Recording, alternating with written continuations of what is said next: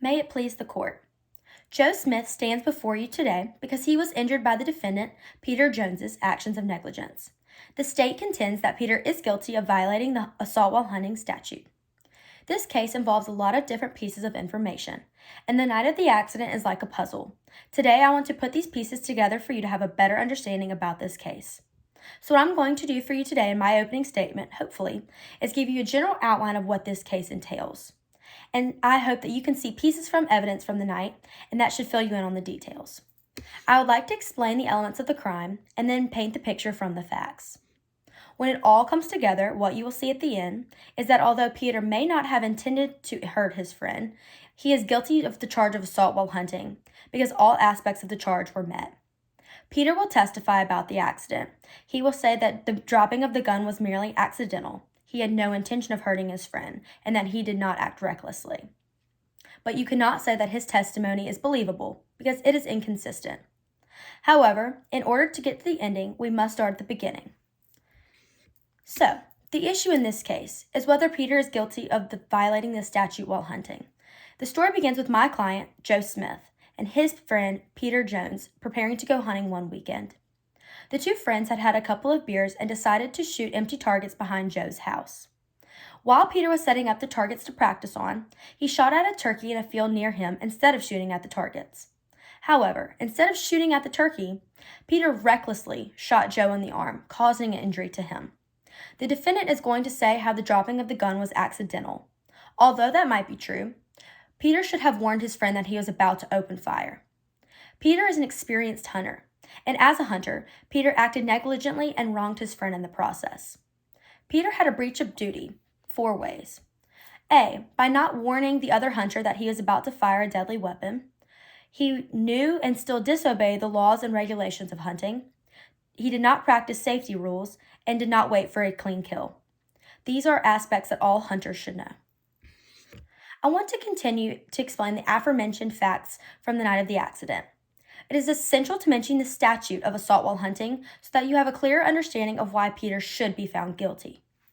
Section 208 basically states that a person is guilty of the charge of assault while hunting if there is a pursuit of wild game with criminal intentions, causing harm to another person with a weapon while hunting. Just to clarify for you one more time, there are 4 elements to this statute.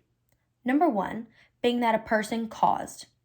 Number 2, being that a person caused an injury through number 3, which is that person caused an injury through criminal intent. Number 4, while hunting. Peter breached all 4 elements of negligence. The defendant's conduct failed to meet the required standard of care. Therefore, he breached that duty. The causation element generally relates to the defendant's actions that hurt the plaintiff, and there were damages. Damages mean that there was some loss or damage or harm caused by the defendant's breach of standard care. There was. In order to be sued for negligence, the defendant must have owed a duty to the plaintiff. He did. Now I'd like to get into the evidence section of this argument. In order for you to see the picture more clearly, I would like to show you some photographs of the turkey that Peter missed his shot on. On the monitor behind me, you will see that there's a turkey in the corner that Peter recklessly attempted to kill. But instead of killing that turkey, he recklessly shot and injured his friend and breached the duty of care. On the next slideshow, I would like to show you these empty beer cans. This is important to mention because although the targets were empty, Peter did have drinks that night. Drinking could have played a part in the accident as well, which is just another reason why there was a breach of duty. Friendship. The next slideshow, I would like to show you these photos of Joe and Peter. You would think that since these men are such good friends, Peter should have warned his friend and not acted negligently, and that he was going to warn him that he was about to fire the weapon, but he didn't. Today, you will likely hear the plaintiff try to explain to you that Peter did not cause this injury with criminal negligence and had no intention of hurting Joe. The plaintiff will also state that Peter was not hunting at the time of the accident and that he was just practicing on targets. They will state that even though Peter wanted to shoot the turkey, he did not set out to intentionally kill it. Finally, even though Peter was not necessarily in pursuit of the turkey, he had a duty to not act negligently. There are a few themes that are present in this case. The mere definition of recklessness is a lack of regard for danger or consequences of one's actions. Using the theme of pathos, I would like for you to take a second and imagine what it meant to Joe that his friend did not care to tell him that he was about to shoot a dangerous weapon. He did not even think to warn his friend, who was standing in a close proximity, that there was a chance of him getting injured. There was another theme of impulsiveness that played a part in this night.